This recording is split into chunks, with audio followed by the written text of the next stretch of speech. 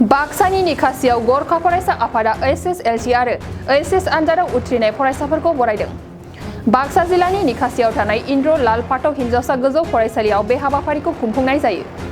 बाक्सा आन्चलिक अखिल आसाम गरखा छात्र संघनि बानजायनायाव देग्लायनि एसएसएलसी आरो एचएस आनजादाव मोजां नाम्बार लानानै उथ्रिनाय फरायसुला फरायसुलिफोरखौ बरायनायजों लोगोसे मान बावनाय जायो।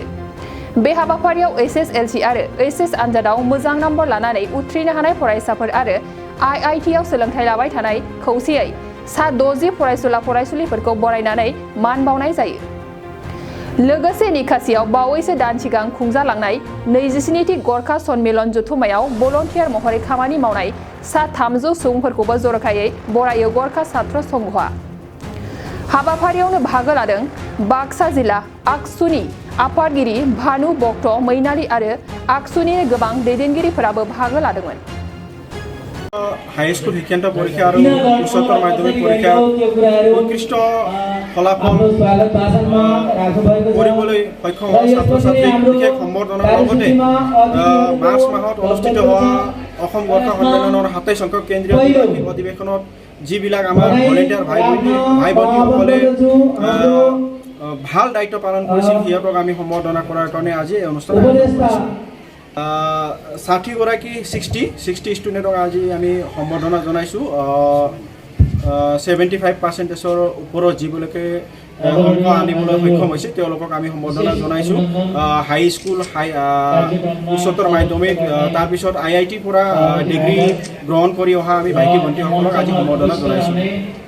এই সম্বৰ্ধনাৰ জৰিয়তে আমাৰ ছাত্ৰ ছাত্ৰী ভাইটি ভণ্টিসকলক উৎসাহিত কৰাৰ লগতে সমাজ গঠন প্ৰক্ৰিয়াত জাতি গঠন প্ৰক্ৰিয়াত যাতে তেওঁলোকেও অংশীদাৰিত হ'ব পাৰে আৰু সমাজত সুস্থ বাতাবৰণ সৃষ্টি কৰিব পাৰে। আমি যদি শিক্ষা গ্ৰহণ নকৰোঁ আমি অন্ধকাৰত থাকিব লাগে। শিক্ষাৰ জৰিয়তে পোহৰ বিলাবলৈ আমি ভাইটি ভণ্টিসকলক আহ্বান জনাওঁ। बाइक अनसायगिरिफोरनि थाखाय मोनसे मोजां खौरां। Kokrajhar GD road axis bank साखाथियाव थानाय दावहारु अट' एजेन्सिया नोंथांमोननि थाखाय लाबोदों दामाका स्पेशल अफार। खम बेसेनावनो नोंथांमोना बाजाजनि गुबुन गुबुन मडेलनि बाइक फाइनान्स खालामना नोंथांनि सिमांखौ जाफुंहोनो हागोन। 13,800 रांनिफ्राय जागायना 19,500 रांजों नोंथाङा बाजाजनि गुबुन गुबुन मडेलनि बाइक जेरै प्लाटिना, पालसार बायदि गुबुन गुबुन मडेलनि बाइक लानो हागोन। बाइकजों लोगोसे बेसेन होनाङालासे मोनफागोन गंसे हेलमेट। बाइगिरि बिथांमोना गोरलै राहाजों बाजाजनि फाइनान्स लिमिटेड नङाबा एक्सिस बेंक लिमिटेडआव फाइनान्स खालामनो हागोन। गोबांथार फोरमानलाइफोर गथायनो गोनांथि गैया। खालि फट' गांसे, पेन कार्ड, आधार कार्ड, भटार आइडि आरो सोलिबाय थानाय मोब्लिबनि बिल होयोब्लानो बे सुबिदाखौ लानो हागोन।